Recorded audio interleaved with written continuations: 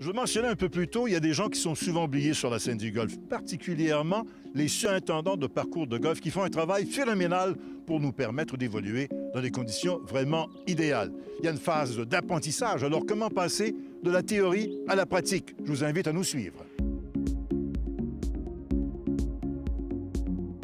Moi, mon rôle principal, c'est j'ai la responsabilité du gazon, tout le parcours au complet. Ça veut dire que j'ai une équipe de 40 employés.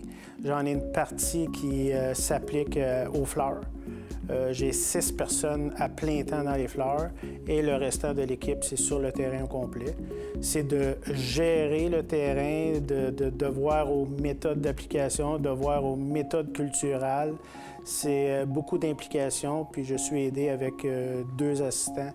Moi, en étant surintendant, dans le fond, mon rôle, c'est de m'assurer de la qualité du terrain, de m'assurer de l'état, de qu'est-ce qu'on offre aux joueurs, dans le fond, autant côté qualité de jeu que la qualité visuelle. L'entretien aussi de qu'est-ce qui est les jardins, le tour du clubhouse. Dans le fond, tout ce qui se trouve à l'extérieur du clubhouse sur le terrain de golf. Tout le monde pense qu'on est des, excuse le mot, des pousseurs de gazon, mais en fin de compte, on est gestionnaire.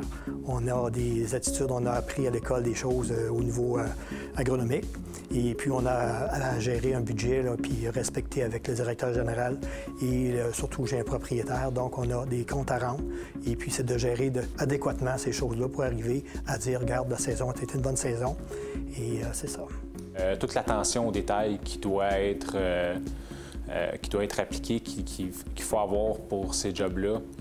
La moindre petite chose va ressortir, va paraître. Fait que, exemple, le gars qui place les jalons, mais juste de déplacer les jalons correctement sur les départs, ça peut avoir un impact à savoir comment le départ est usé, comment le départ est magané, comment est-ce qu'on le fait récupérer.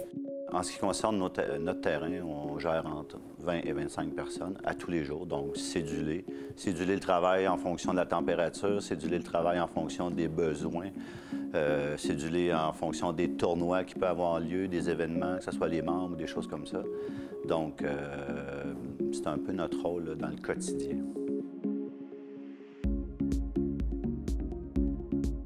En 2018, des surintendants avec plus de diplômes, des choses comme ça, il y en a de moins en moins. Ça, c'est sûr. Ça se voyait peut-être de 30, 40 ans, mais de moins en moins maintenant. Bien, premièrement, il y a le cours agronomique, que ça, c'est spécialisé, si on veut. Mais pour la plupart des surintendants de golf, c'est des cours de gestion de terrain de golf qui se fait soit à l'Université de Guelph, soit à Saint-Hyacinthe aussi. Et puis, entre autres, vous devez absolument avoir votre permis de pesticides pour l'achat des pesticides et pour l'application des pesticides, qui est suivi par un agronome que lui monte un dossier et doit remettre au gouvernement à chaque 3 ans pour la réduction des pesticides. Bien, moi, j'ai fait un deck en foresterie. Et puis après ça, j'ai passé... bon, ça fait 37 ans que je suis dans le golf aussi. Et puis j'ai passé à l'Institut agroalimentaire et différentes journées aussi à travers les années là, de perfectionnement des choses. C'est très important au niveau de notre métier de toujours se tenir informé, que ce soit les différents techniques qui changent, les différents produits qui sont disponibles. Je pense qu'un surintendant qui arrête d'apprendre dans sa carrière, il manque un peu à sa profession. Un surintendant doit se tenir à jour que ce soit au niveau des fonctions ou des produits. C'est bien important. C'est pas essentiel d'être un professionnel.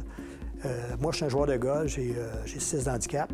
Et puis, c'est sûr que ça l'aide beaucoup, mais ça l'aide pour, exemple, si quelqu'un me dit « Ah, tes verres roulent pas bien, je peux avoir mon poteur avec moi pour faire un potting. Il manque de sable dans la trappe de sable, bien, je vais vérifier s'il manque vraiment de sable, mais c'est pas vraiment essentiel, mais de connaître les bases de golf sont importantes. Je dirais pas de nécessairement être très bon au golf, mais d'avoir une conception de ce qui se passe sur le terrain de golf, de comment le golfeur le voit, de comment le golfeur le joue. pour pouvoir être prêt aux attentes du golfeur. Aussi à savoir comment préparer son terrain pour un golfeur. En même temps, de ne pas être un professionnel est un petit peu un avantage, je pense, parce que ça peut donner aussi un point de vue différent de voir le terrain, de ne pas tout le temps penser en fonction de quelqu'un qui joue un scratch. C'est un point de vue différent. Fait que je pense que c'est très important, mais je pense pas que c'est 100% nécessaire. Essentiel, peut-être pas, mais très fortement recommandé. C'est une partie qui est importante. Je pense qu'il y a des surintendants qui ont un passé plus comme agronomique, des choses comme ça, une formation d'agronome. Je pense que ça peut se faire aussi, tout en ayant l'oreille tendue au niveau du jeu. Parce que moi, j'ai toujours travaillé avec mon professionnel assez main dans la main. J'ai toujours aimé ce côté-là parce qu'au bout du compte, c'est ce qu'on voit. C'est à ce qu'on sert, offrir des bonnes conditions aux gens. Donc, je pense que c'est un côté important, mais c'est pas essentiel d'être un golfeur.